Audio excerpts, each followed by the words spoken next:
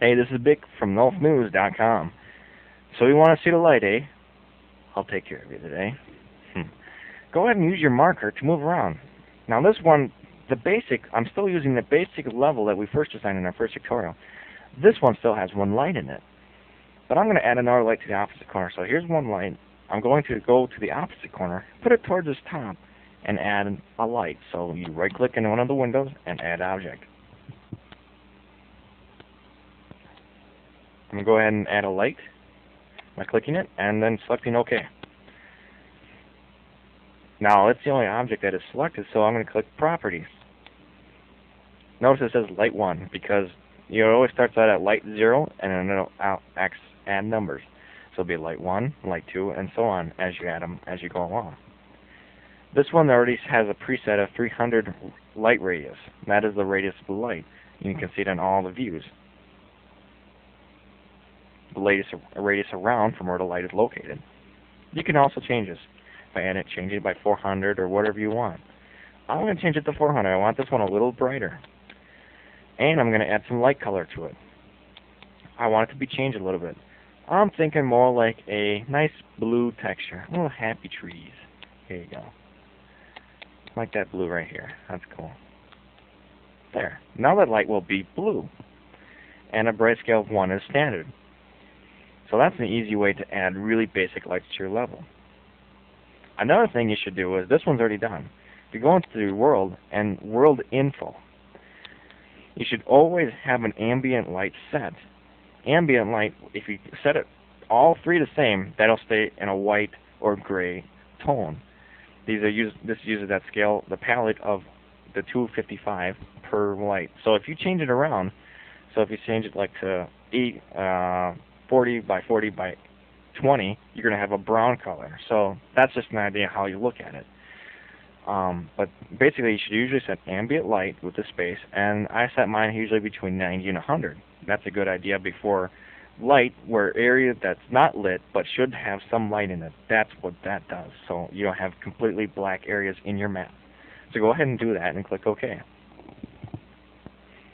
Another light that you can do is called direct lighting. I'm going to move the marker to another part of the map. And I'm going to add a direct light.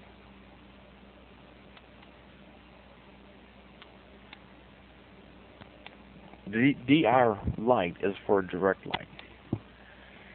Now, I'm going to back out from this so I can take a look at it. See how it looks like a cone? That's the way the light is actually directing. So we're going to change its rotation. So we want it to change. If you look at it, the yaw is your top view, and your pitch, your yaw is up and down. So that would be your side views, and your pitch would be your top view. So I'm going to change it to down to 90 degrees. You can also change the same thing like a regular light. You can also change a light radius, and you can change the inner color of it. Now, this FOV is the actual degree angle of the light. So if I want to make the light a little bit more sharper and not quite as panned out, I can change it to 45. And this will make it a sharper cone down to the ground. Same with if I want to increase it, I can make it 120 and I'll make a really wide cone. But that makes it, so whatever light that you want to make, it's up to your preference of whatever you want to do. So I'm going to set mine for 45. And the same difference. I have a bright scale, and I'm going to set it for 1. And I'm just going to leave it white. But that's a good idea on how to make a direct light. It shines down to the floor. You can have it shine past the floor, it won't matter. When it hits that brush, it'll stop. It won't let anything past it, so you don't have to worry about that.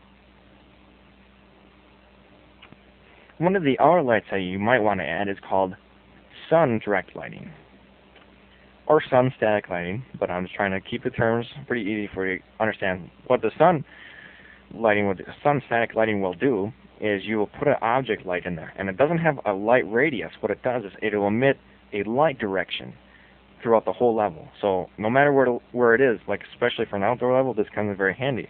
If it's always shining down at a certain direction at one certain thing. So it's a lot like a direction light, but instead of just aiming and panning, it's aiming only. So it's like a huge light that covers the whole world and shines the shadow down in only one certain direction. So we're going to go ahead and add that.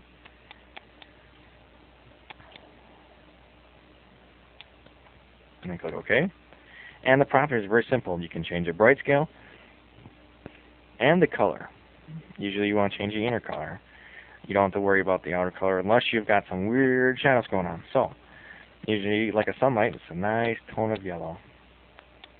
So, and if you want to go into rotation, you need to change this. You need to usually aim down a little bit. So, you want it to point down like at a 45 degree if it's mid-noon type of a map. And if you want the sun to aim in a certain direction, I'm going to change it to where it aims to the left. Change that. So it's right at 270. There. Now the sun will be aiming down in this direction like this, the way my mouse is moving. In this one, it'll be coming down right at me in the front view here. And in this one, it'll be coming this way. If I move the mouse around here, you can actually go right up close to the object and take a look at it. I'm going to move my marker out of the view here. If you look right real close at this object, this is the actual sunlight object. Notice how the little blue arrow is pointing to where the blue arrow is pointing to where it's shining. That's the way, that's a good idea to figure out which way the stuff is pointing. Same thing with my directional light. That's which way it's pointing. This is Mick from NOLFnews.com.